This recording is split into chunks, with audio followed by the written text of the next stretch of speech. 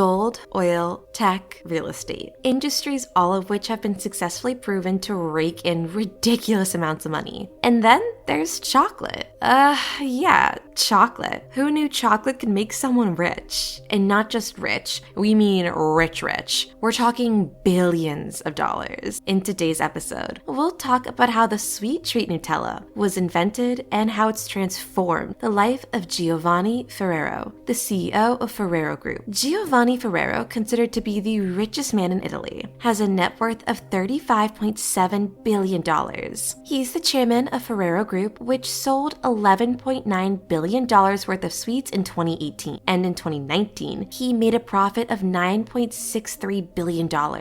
Currently, the company produces more than 365,000 tons of Nutella annually, with the help of 40,000 employees worldwide, selling their product to 170 countries. But let's circle back to Ferrero Group's humble beginnings. Back in the 1920s, Italy wasn't exactly a desirable location at the time. Pietro Ferrero, Giovanni's grandfather, traveled throughout Italy in search of employment. He frequently worked at chocolate shops and bakeries across the nation in an effort to hone his craft and provide for his family. Pietro made the decision to try his hand at supplying Italian troops stationed in Africa with pastries and other delicacies in 1938. He relocated the family to East Africa, but was compelled to return to Italy after a short while. He made his home in Alba, a little hamlet in the hills. Italy was regrettably in a worse situation than when he had left. The country had been shaken by World War II, and chocolate was a luxury that most people just couldn't afford. In a desperate attempt to produce and sell sweets, Pietro invented a blend of molasses, hazelnut oil, coconut butter, and a trace of cocoa out of his need to find a means of living. These were some of the ingredients used to make the famous Nutella. It was initially called gianduja, a twist on giandua, which is a hazelnut paste that was invented in Italy in the 1800s. Cocoa supplies were hampered by a blockade that Napoleon enforced. Due to this, local chocolatiers had to find substitutions. On the streets, Pietro sold his gianduja to locals wrapped in wax paper. The product then developed an overwhelmingly huge following in no time. Production surged into overdrive, and Pietro struggled to meet consumer demands, which was clearly a good problem to have. He frequently jumped out of bed at night and hurried to his workshop to inspect the product samples. In an effort to perfect the product, he would make his wife test them at all hours of the night. And all his hard work paid off as he eventually created the perfect mix, teaming up with his business-minded brother to start Ferrero in 1946. In Italy, gianduja was selling well and was becoming increasingly popular. However, Pietro passed away unexpectedly in 1949, leaving his young son, Michel, who later became Giovanni's father, in charge of the company. It was a very difficult moment for Italy at the time when Michel took over the business. Italy in 1950 was poor on excruciating levels, struggling to rebuild the nation in the years following the defeat in World War II. During this period, people couldn't afford to spend their measly savings on a bar of chocolate, as gianduja was only available in solid blocks. Michel therefore came up with a solution. He turned gianduja into a paste that could be distributed and put in reusable containers. By offering this unique idea of placing the chocolate and hazelnut mixture in reusable containers, he provided low-income clients more of a reason to choose his product over the others. Fortunately for him, this worked. He later on changed its name to Super Crema, which would then eventually be changed to Nutella. Additionally, Michel would expand the Ferrero business into Germany within the decade. The business was very easy to transition into for the nation, which was still only just rebuilding from the war. In fact, the Ferrero factories were built in former Nazi missile factories. This growth had a significant effect on the business, enabling additional expansion into Belgium and Austria. Italy had begun to slowly recover from the devastation of World War II by the mid-60s. Michel made the decision to enhance the formula and quality of his Super Crema by including more cocoa and cocoa butter. And voila! Nutella was officially manufactured. The delicious delight was sold within the marketplace in 1964, and by the 70s, one of Italy's wealthiest companies, Ferrero, was making enormous profits from it. That was arguably both a good and a bad thing. The reason being, high-profile individuals were being kidnapped at the time. For ransom, and because Michel was concerned for Giovanni and Pietro Jr.'s welfare, he sent them to a boarding school in Brussels. Apart from their safety, it had the added benefit of preparing the young lads for employment abroad, which would be helpful as the Ferrero company continued to grow worldwide. Giovanni then traveled to Pennsylvania in the United States after completing his education in Brussels to complete his marketing degree at Lebanon Valley College. Ferrero's other inventions included Kinder Chocolate, Tic Tac, Ferrero Rocher, Pocket Coffee, and Mon Cherie, all of which were handled by Ferrero. Giovanni, after receiving his diploma and traveling the world, went home and took his first position in his family's business, managing the Tic Tac brand's activities in Belgium. In 1997, Giovanni and his brother became the new CEOs of the business. While his brother managed the day-to-day business operations, Giovanni was in charge of the creative department. This went on for quite a while, up until Pietro Jr.'s unfortunate death in a bike accident in 2011, and 4 years later, Giovanni's father Michel passed away. Because of this, Giovanni would serve as the sole CEO and chairman of Ferrero Group for many years. He then went on to hire a man named Lapo Ciavatti, the first executive who wasn't a member of the Ferrero family. This was the beginning of the many changes that Giovanni would implement in the way that he ran his family business. Ferrero had never been a business that frequently made acquisitions. The majority of their products were created in-house, and their expansion has been made possible by the success of these cutting-edge products. Giovanni, however, felt that this was no longer the best strategy for driving business growth. He began buying as many businesses and goods as he could, including some significant ones, out of the fear of being dwarfed by competing corporations. In 2015, Thornton's was purchased by the Ferrero Group for $170 million.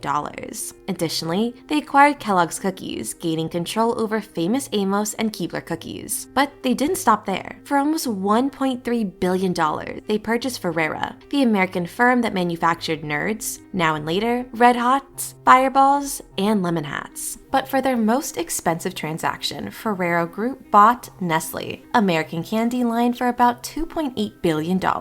These sweet treats included in this deal were Baby Ruth, Laffy Taffy, Crunch, Spree, and Butterfinger, which may be very familiar to some of you.